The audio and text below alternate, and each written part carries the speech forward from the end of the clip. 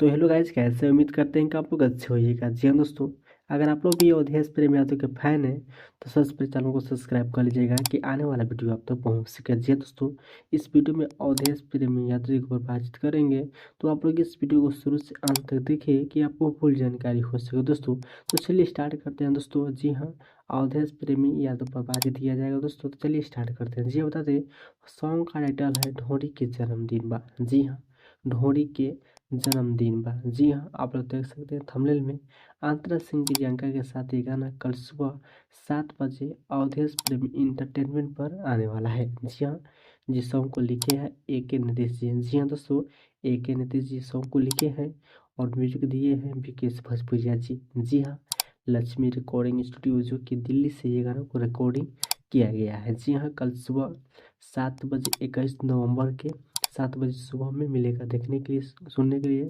काफ़ी अच्छा गाना है। आप लोग जाइए, सब्सक्राइब करिए इंटरटेनमेंट चैनल पर।